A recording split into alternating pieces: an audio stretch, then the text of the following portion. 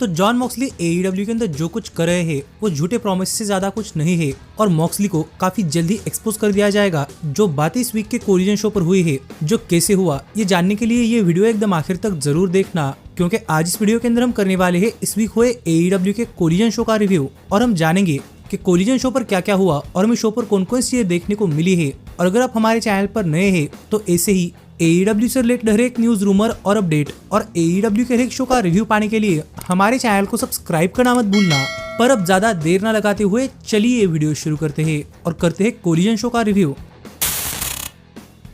तो गाइज, इस वीक के कोलिजन शो की शुरुआत यहाँ पर टोनी शिवानी ने की, जहाँ पर उनके साथ रिंग के अंदर काफी सारी टैग टीम्स थी और उन्होंने यहाँ पर नए टैग टीम चैंपियंस यानी कि प्राइवेट पार्टी को बुला लिया और यहाँ पर उनका चैंपियनशिप सेलिब्रेशन हो रहा था। और रिंग के अंदर आकर यहाँ पर माइक लेकर बातें करते हुए प्राइवेट पार्टी ने कहा कि फाइनली उन्होंने जो कहा था वो उन्होंने कर दिखाया है और जब कोई अपनी माँ की कसम खाता है तो उन्हें वो चीजें करनी पड़ती ही है। लेकिन जहाँ तक बात है यंग बक्स की, तो प्राइवेट पार्टी यहाँ पर यंग बक्स को थैंक यू भी कहना चाहती है, क्योंकि अगर यंग बक्स प्राइवेट पार्टी को टैग टीम चैंपियंस बनने के लिए इतना फोर्स नहीं करते तो आज शायद प्राइवेट पार्टी चैंपियंस भी नहीं होती। लेकिन प्राइवेट पार्टी भी एक काफी तगड़े चैंपियंस बनने वाले हैं और वो अपने चैंपियनशिप्स हर एक के खिलाफ डिफेंड करने वाले हैं। ये कहकर प्राइवेट पार्टी सीधा FTR के मुंह के सामने चले गए, जो देखकर FTR प्राइवेट पार्टी पर गुस्सा हो रही थी। पर यहाँ पर कोई फाइट ब्रेकआउट होती इससे पहले ही आउटरनर से माइक लेकर बात करते हुए कहा कि माना कि private party tag team champions बनी है तो उनके लिए कांग्रेचुलेशन। पर अब प्राइवेट पार्टी के पीछे AEW की पूरी टैग टीम डिवीजन आएगी और उस टैग टीम डिवीजन में हर एक रेसलर चैंपियन बनने के लिए आ रहा है और वो नहीं चाहते कि प्राइवेट पार्टी की टाइटल रेन इतनी जल्दी खत्म हो। लेकिन वो भी टैग टीम चैंपियनशिप्स के लिए आने वाले हैं और वो जितनी देर चैंपियन है उतनी देर अपना टाइम एंजॉय करे, जो बातें यहाँ पर आउटरनर्स ने की। और यहीं पर प्राइवेट पार्टी भी अपनी चैंपियनशिप विक्ट्री फैंस के साथ सेलिब्रेट करने लगे। ऐसे इस वीक के कोलिजन शो की शुरुआत हुई तो देखने के लिए मजा आने वाला था कि आगे शो पर क्या होता है। लेकिन इसके बाद हमने देखा कि मराया में और एनाजे दोनों इस वीक कोलिजन शो पर अपने मैच के लिए आ रहे थे। लेकिन इसके बाद हमें बैकस्टेज में रेने पिकेट द अक्लेम का इंटरव्यू लेते हुए दिखाई दे रही थी, जो कि सेलिब्रेशन के लिए नहीं गए थे। और यहाँ पर माइक लेकर बात करते हुए द अक्लेम ने भी कहा कि प्राइवेट पार्टी को नए टैग टीम चैंपियंस बनने के लिए कांग्रेचुलेशंस। पर द अक्लेम भी AEW के one of the most decorated tag teams में से एक है और वो भी टैग टीम चैंपियनशिप्स के पीछे आने वाले हैं, जो बातें एंथनी बोवेंस ने कही। और यहीं पर बात करते हुए मैक्स कैस्टर ने भी कहा कि माना कि प्राइवेट पार्टी अभी फैन फेवरेट बनी है, पर द अक्लेम पहले से ही फैन फेवरेट है और उनके पास फैंस ने दी हुई काफी सारी चीजें हैं, जैसे कि ब्रेसलेट्स और पैसे। ये कहकर वो यहाँ पर अपनी जेब खाली कर रहे थे और इतने में ही एंथनी बोवेंस ने मैक्स कैस्टर के जेब के अंदर हर्ट सिंडिकेट का कार्ड देखा और उन्होंने पूछा कि इनके पास अब भी ये कार्ड क्या कर रहा है। और मैक्स कैस्टर ने कहा कि उन्होंने ये कार्ड अपने पास यूं ही रखा है, पर वो काफी जल्द ही यहाँ पर हार्ट सिंडिकेट को जवाब देंगे। पर इतने में यहाँ पर एंथनी बोवेंस ने अपने फाइनल लाइन कहकर ये प्रोमो कट कर दिया, जो सुनकर यहाँ पर मैक्स कैस्टर भी थोड़ी बार इरिटेट दिखाई दे रहे थे। तो पता नहीं यहाँ पर AEW क्या करने वाली है, लेकिन द अक्लेम के बीच में भी शायद यहाँ पर अब टेंशंस बढ़ते हुए दिखाई दे सकते हैं। पर इसके बाद हमें फाइनली शो का ओपनिंग मैच देखने को मिला, जहां पर हमें celebration of the dead match के अंदर थंडर रोजा हार्ली कैमरन को फेस करती हुई दिखाई दी। और जैसे ही मैच शुरू हुआ वैसे ही हार्ली कैमरन ने थंडर रोजा पर काफी तगड़ा अटैक करना स्टार्ट कर दिया। पर इस मैच के अंदर हर एक चीज लीगल थी। इस चीज का फायदा उठाकर थंडर रोजा ने यहाँ पर काफी सारे वुडन शीट्स लेकर हार्ली कैमरन पर अटैक करना स्टार्ट कर दिया और रिंग के नीचे उन्हें एक वुडन शीट के थ्रू भी फेंक दिया। लेकिन जैसे ही रिंग के अंदर गए वैसे हार्ली ने अपना कमबैक कर थंडर रोजा पर भी अच्छे खासे मूव्स लगाए और देखने में लग रहा था कि हार्ली कैमरन के पास शायद थंडर रोजा को हराने का चांस भी है। लेकिन ऐसे में ही थंडर रोजा ने यहाँ पर अपना फाइट बैक कर एक टेबल को यहाँ पर इंक्लाइन तरीके से खड़ा कर दिया और उस पर भागते हुए हार्ली कैमरन पर एक ट्रैश कैन के थ्रू ड्रॉप किक लगाई, जिसके बाद हार्ली कैमरन को पिन कर आसानी से थंडर रोजा ने ये मैच जीत लिया। लेकिन इस मैच के अंदर हार्ली कैमरन की परफॉर्मेंस देखकर भी लगता है कि वो भी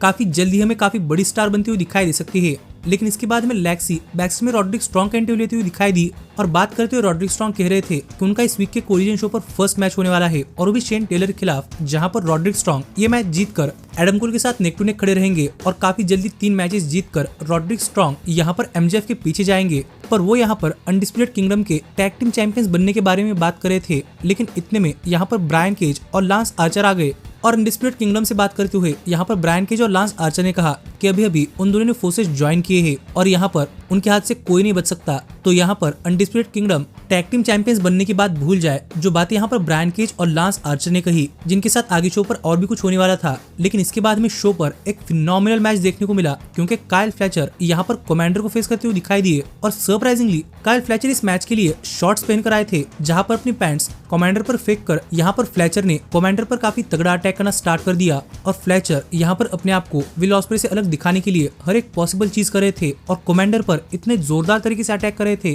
कि मानो वो यहाँ पर उन्हें इंजर्ड करने के लिए आए हैं। जिस बीच उन्होंने एलेक्स एब्राहंटेस पर भी अटैक कर दिया, पर खुद ही डिस्ट्रैक्शन जनरेट कर यहाँ पर उन्होंने कमांडर को इस मैच के अंदर कमबैक करने का मौका दिया, जिन्होंने भी इस मैच के अंदर काफी शानदार मूव्स लगाए हैं, जो देखकर पूरा का पूरा crowd this is awesome, fight forever और AEW के भी चैंट्स कर रहा था। और हमें काइल फ्लेचर और कमांडर ये दोनों ही एक दूसरे के मूव्स के अंदर काफी खतरनाक तरीके से काउंटर करते हुए दिखाई देते, जहां पर लग ही रहा था कि किसी भी पॉइंट पर अब ये मैच खत्म हो सकता है। लेकिन ऐसे में ही काइल फ्लेचर ने कमांडर पर अपना फिनिशर ब्रेन बस्टर लगा दिया और उन्हें पिन कर काफी आसानी से ये मैच जीत लिया, जो मैच काफी फिनोमिनल रहा। लेकिन मैच खत्म होने के बाद भी यहाँ पर काइल फ्लेचर कमांडर पर अटैक करने लगे, जो देखकर उन्हें रोकने के लिए मार्क डेविस आ गए और ये दोनों रिंग के अंदर फेस टू फेस आ गए। लेकिन यहाँ पर काइल फ्लेचर उन्हें फेस नहीं करना चाहते थे, इसलिए वो रिंग छोड़कर चले गए। तो देखने के लिए मजा आएगा कि आगे इनके बीच में क्या होता है। लेकिन इसके बाद हमें शो पर जैक पेरी का एक बैकस्टेज सेगमेंट देखने को मिलने वाला था, लेकिन इतने में ही यहाँ पर डेनियल गार्सिया आ गए और उन्होंने जैक पेरी को इंटरप्ट कर यहाँ पर उनसे बात करते हुए कहा कि देखा जाए तो डेनियल गार्सिया इतने गुस्से में है कि उन्हें जैक पेरी पर अटैक करने का मन कर रहा है, लेकिन वो कर उन्हें कुछ मिलेगा नहीं, इसलिए वो यहाँ पर उनसे फेस टू फेस बातें करना चाहते हैं, क्योंकि उन्हें अपने लाइफ के अंदर सभी चीजें मिली है जब तक कि उन्होंने अपने आप के लिए चीजें अर्न करना स्टार्ट नहीं कर दिया। लेकिन अब डेनियल गार्सिया का टाइम है और अब डेनियल गार्सिया भी TNT चैंपियनशिप अर्न करने वाले है, जो बातें गार्सिया ने कही। लेकिन जवाब देते हुए जैक पेरी ने कहा कि जैक पेरी भी डेनियल गार्सिया के शूज के अंदर रह चुके हैं। जैक पेरी को भी लगता था कि क्राउड उनको सपोर्ट करता है और क्राउड के लिए उन्हें हर एक चीज करनी चाहिए, लेकिन ये सब उन्हें कहीं पर नहीं ले जाएगा। आखिरकार वो सिर्फ अकेले ही होंगे और जैक पेरी ने सीख लिया है कि अकेले कैसे जीता जाता है, लेकिन गार्सिया नहीं सीख पाएंगे। ये कहकर जैक पेरी यहाँ चले गए। जो वर्ड्स एक्सचेंज फिर एक बार काफी शानदार रहे और देखने के लिए मजा आएगा कि आगे इन दोनों के बीच में क्या होता है। लेकिन इसके बाद हमें शो पर ब्रायन केज और लांस आर्चर एक टैग टीम मैच के अंदर किन्हीं लोकल स्टार्स को फेस करते हुए दिखाई दिए, जहां पर इस मैच के अंदर ब्रायन केज और लांस आर्चर ने उन लोकल स्टार्स पर काफी तगड़ा अटैक कर दिया और उन पर अपना फिनिशर लगाकर काफी आसानी से अपना मैच जीत लिया। पर मैच खत्म होने के बाद भी वो लोकल स्टार्स पर अटैक कर रहे थे, जो देखकर उन्हें बचाने के लिए यहाँ पर अनडिस्प्यूटेड किंगडम आ गई और as a result Brian Cage और लांस आर्चर यहाँ से भाग गए। पर काइल ओराइली बैकस्टेज से ये सब चीजें देख रहे थे, तो देखना पड़ेगा कि काइल ओराइली क्या मन बनाते हैं, अनडिस्प्यूटेड किंगडम के अगेंस्ट जाना या फिर उनके साथ। पर इसके बाद में लेक्सी बैकस्टेज में AR फॉक्स का इंटरव्यू लेती हुई दिखाई दी और यहाँ पर AR फॉक्स बातें कर ही रहे थे। कितने में यहाँ पर निक वेन आ गए और AR फॉक्स से बात करते हुए निक वेन ने कहा कि कहीं फॉक्स से भूल तो नहीं गए कि जब फॉक्स और स्वर्ल स्ट्रिकलैंड एक दूसरे के साथ काम कर रहे थे, तब उन्होंने निक वेन के घर के अंदर आकर उन पर अटैक किया था और अब निक वेन इसका बदला काफी जल्दी लेने वाले हैं। जो बातें निक वेन ने कही, पर AR फॉक्स ने कहा कि उन्हें अब भी लगता है कि अब निक वेन AR फॉक्स को सरपास कर चुके हैं, तो ट्राई कर सकते हैं। ये कहकर उन्होंने यहाँ पर निक वेन को एक मैच का चैलेंज थ्रो कर दिया और वो यहाँ से चले गए। जिसके बाद हमें शो पर क्रिस स्टैटलैंडर का एक बैकस्टेज सेगमेंट देखने को मिला और यहाँ पर बात करते हुए क्रिस स्टैटलैंडर ने कहा कि क्रिस स्टैटलैंडर ने मर्सिडीज मोने की इन्फोसर यानी कि कमेल को हरा दिया है और ये देखकर वो काफी इनसिक्योर हो रही है, लेकिन फिर भी वो कह रही है कि वो चैंपियनशिप नहीं हारने वाली। तो क्यों ना ये मर्सिडीज मोने प्रूव कर दिखाए, क्योंकि वो इस साल के फुल गियर पेपरव्यू पर अब मर्सिडीज मोने को चैलेंज करना चाहती है और वो भी टी-बेस चैंपियनशिप के लिए। और अगर उन्हें लगता है कि वो चैंपियनशिप रिटेन कर सकती है तो वो कर दिखाए, क्योंकि last time Kris Statlander full gear pay per view पर टी-बेस वुमेन चैंपियनशिप हारी थी, लेकिन इस बार वो चैंपियनशिप जीतने वाली है, जो कहकर वो यहाँ से चली गई। तो देखना पड़ेगा कि फुल गियर पेपरव्यू पर क्या होता है। लेकिन इसके बाद में शो पर जॉन मॉक्सली आते हुए दिखाई दिए और यहाँ पर क्राउड के अंदर ही खड़े रहकर क्राउड को एड्रेस करते हुए बात करते हुए जॉन मॉक्सली ने कहा कि फाइनली वो फिलाडेल्फिया के अंदर आ चुके हैं और यहाँ पर वो होम टाउन बॉय को एड्रेस करना चाहते हैं, जो कि है ऑरेंज कैसिडी, क्योंकि ऐसा स्टेट है जिस स्टेट से काफी तगड़े तगड़े रेसलर्स निकलते हैं जो कि रेसलिंग इंडस्ट्री को रूल करते हैं। पर मॉक्सली ने जब ऑरेंज कैसिडी को देखा तो ऑरेंज कैसिडी एक रेसलर कहलाने के लायक के नहीं है और अब वो फाइनली अपने आप को संभाल कर जॉन मॉक्सली के पीछे आ रहे हैं और उन्हें लग रहा है कि उन्होंने अब ये गेम स्टार्ट कर दिया है। लेकिन जॉन मॉक्सली ने ये गेम काफी पहले स्टार्ट कर दिया है और अब जॉन मॉक्सली सेकंड इनिंग्स के अंदर है, जबकि ऑरेंज कैसिडी को लगता है कि अब भी कार्ड्स उनके हाथों के अंदर है, लेकिन उनके लिए गेम पूरी तरीके से चेंज हो चुका है। पर इसी स्टेट से एक और काफी तगड़ा रेसलर आता है जिसको जॉन मॉक्सली काफी रिस्पेक्ट करते हैं और वो कोई और नहीं बल्कि व्हीलर यूथा है, क्योंकि व्हीलर यूथा को जॉन मॉक्सली के प्लान्स पता है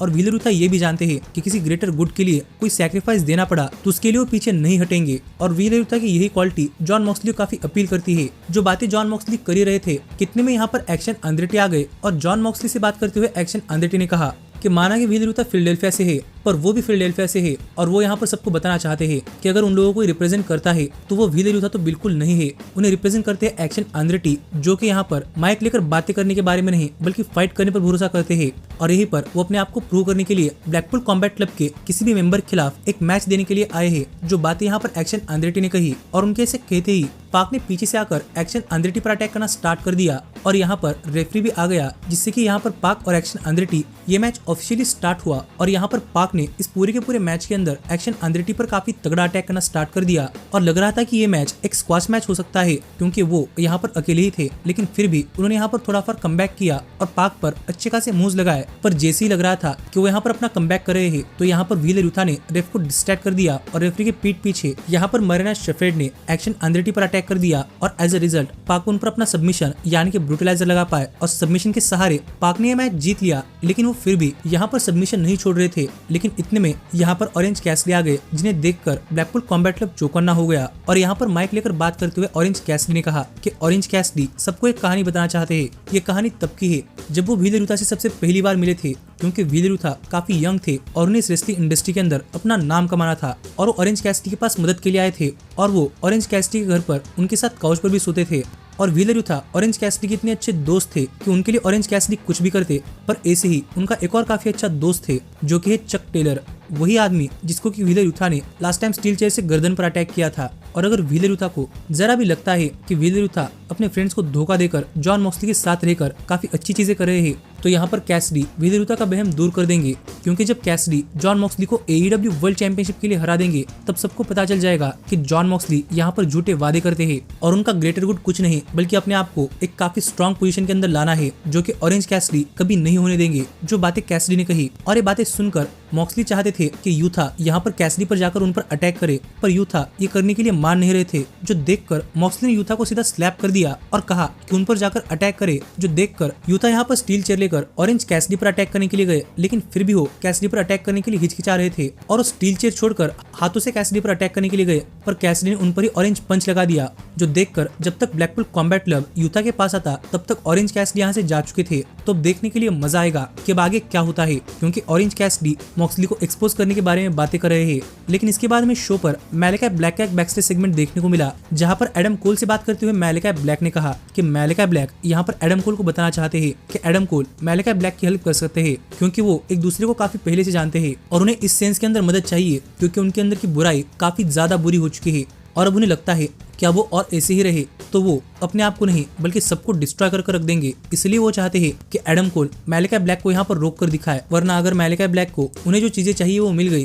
तो वो कहीं नहीं रुकेंगे। जो मैलिका ब्लैक का मुझे एक इंटरेस्टिंग प्रोमो लगा, क्योंकि मैंने कभी किसी को किसी और रेसलर को अपने आप को रोकने के बारे में बातें करते हुए नहीं सुना, जिस पर आपका क्या कहना है आप मुझे कमेंट कर बताइए। लेकिन इसके बाद में लेक्सी बैकस्टेज में काइल फ्लेचर और कनुस्के तकेत्सा का इंटरव्यू लेते हुए दिखाई दी और यहाँ पर बातें करते हुए कनुस्के तकेत्सा और काइल फ्लेचर ने कहा कि उन्हें अब तक AEW के अंदर सच में काफी तगड़ा टैलेंट नहीं दिखाई देता जो कि उन्हें फेस कर सके, लेकिन उन्हें लगता है कि अब टाइम आ चुका है कि रिकोचेट को उनके खिलाफ एक अपॉर्चुनिटी दी जाए। इसलिए क्यों ना रिकोचेट और काइल फ्लेचर और कनुस्के तकेत्सा इनके बीच में एक टैग टीम मैच हो जाए और रिकोचेट अपने लिए टैग टीम पार्टनर के तौर पर जो रेसलर चाहे उस रेसलर को ले सकते हैं। जो बातें कहकर यहाँ पर इन्होंने रिकोचेट के लिए टैग टीम चैलेंज छोड़ दिया। लेकिन इसके बाद में शो पर लियो रश एक 1-on-1 मैच के अंदर आर्या डिवारी को फेस करते हुए दिखाई दिए, जहां पर मैच के शुरुआत में आर्या डिवारी लियो रश पर तगड़ा अटैक करने के लिए गए, पर लियो रश ने काफी जल्दी अपने आप को संभाला और आर्या डिवारी पर ऐसा ही रूथलेस अटैक शुरू कर दिया जो देखकर लग रहा था कि शायद यहाँ पर लियो रश अपना आपा खो चुके हैं, क्योंकि उन्होंने आर्या डिवारी पर एक के बाद एक तगड़े मूव्स लगाए